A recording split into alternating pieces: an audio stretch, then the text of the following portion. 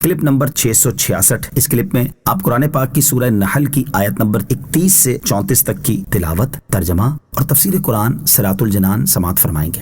بسم اللہ الرحمن الرحیم۔ ترجمہ: اللہ کے نام سے شروع جو نہایت مہربان رحمت والا ہے۔ جنات عدن يدخلونها تجری من تحتها الانہار لهم فیہا ما یشاءون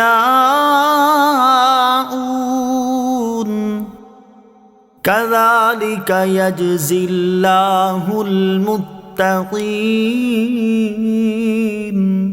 ترجمہ: ہمیشہ رہنے کے باغات ہیں جن میں وہ داخل ہوں گے، ان کے نیچے نہریں جاری ہیں، ان کے لیے ان باغوں میں وہ تمام چیزیں ہیں جو وہ چاہیں گے۔ اللہ پرہیزگاروں کو ایسا ہی صلہ دیتا ہے۔ جنات عدن، ہمیشہ رہنے کے باغات ہیں، یعنی آخرت کا گھر ہمیشہ رہنے کے باغات ہیں جن میں پرہیزگار داخل ہوں گے۔ ان باغات میں جنتیوں کے گھروں، محلات اور رہائش گاہوں کے نیچے سے نہریں جاری ہیں، ان کے لیے ان باغوں میں وہ تمام چیزیں ہیں جو وہ چاہیں گے، اور یہ بات جنت کے سوا کسی کو کہیں بھی حاصل نہیں۔ اللہ تعالیٰ پرہیزگاروں کو ایسا ہی صلہ دیتا ہے۔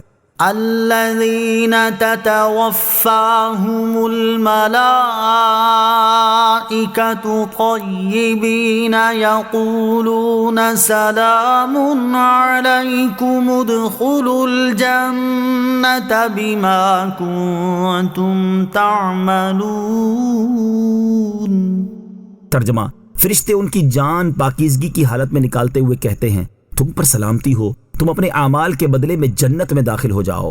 الذین تتوفاہم الملائکہ، وہ جن کی فرشتے جان نکالتے ہیں۔ اس آیت میں پرہیزگاروں کا وصف بیان کرتے ہوئے اللہ تعالیٰ نے ارشاد فرمایا کہ فرشتے ان کی جان پاکیزگی کی حالت میں نکالتے ہیں کہ وہ شرک اور کفر سے پاک ہوتے ہیں، اور ان کے اقوال، افعال، اخلاق اور خصلتیں پاکیزہ ہوتی ہیں، نیکیاں ان کے ساتھ ہوتی ہیں، حرام اور ممنوع افعال کے داغوں سے ان کا دامن عمل میلا نہیں ہوتا۔ روح قبض ہونے کے وقت ان کو جنتوں، رضوان اور رحمتوں، کرامت کی بشارتیں دی جاتی ہیں۔ اس حالت میں موت انہیں خوشگوار معلوم ہوتی ہے۔ جان فرحت و سرور کے ساتھ جسم سے نکلتی ہے، اور ملائکہ عزت کے ساتھ اس کو قبض کرتے ہیں۔ یقولون سلام علیکم، کہتے ہیں تم پر سلامتی ہو۔ حضرت محمد بن کعب قرظی رحمۃ اللہ تعالیٰ علیہ فرماتے ہیں، جب مومن بندے کی موت کا وقت قریب آتا ہے تو اس کے پاس فرشتہ آ کر کہتا ہے، اے اللہ کے دوست، تجھ پر سلام، اور اللہ تعالیٰ تجھے سلام فرماتا ہے۔ ادخلوا الجنۃ بما کنتم تعملون، تم اپنے اعمال کے بدلے میں جنت میں داخل ہو جاؤ۔ یعنی آخرت میں یا روح نکلتے وقت ان سے کہا جائے گا کہ تم اپنے اعمال کے بدلے میں جنت میں داخل ہو جاؤ۔ نوٹ: یاد رہے کہ اس آیت اور اس جیسی وہ تمام آیات جن میں اعمال کی وجہ سے جنت میں داخل ہونے کا ذکر ہے، ان کا معنی یہ ہے کہ اخلاص کے ساتھ کیے ہوئے نیک اعمال کی وجہ سے بندہ اس وقت جنت میں جائے گا جب اللہ تعالیٰ اپنی رحمت اور فضل سے ان اعمال کو قبول فرمائے گا۔ محض نیک عمل کر لینے سے کوئی جنت میں داخل نہ ہوگا، کیونکہ جنت میں داخلے کا سبب حقیقی اللہ عز و جل کا فضل ہے۔ هل ينظرون إلا أن تأتيهم الملائكة أو يأتي أمر ربك كذلك فعل الذين من قبلهم وما ظلمهم الله ولكن كانوا أنفسهم يظلمون فأصابهم سيئات ما عملوا وحاق بهم ما كانوا به يستهزئون۔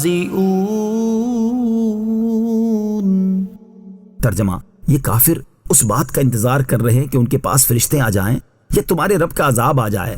ان سے پہلے لوگوں نے بھی ایسے ہی کیا تھا، اور اللہ نے ان پر کوئی ظلم نہیں کیا، لیکن یہ خود ہی اپنی جانوں پر ظلم کرتے تھے، تو ان کے اعمال کی برائیاں ان پر آ پڑیں، اور جس عذاب کا یہ مذاق اڑاتے تھے اس نے انہیں گھیر لیا۔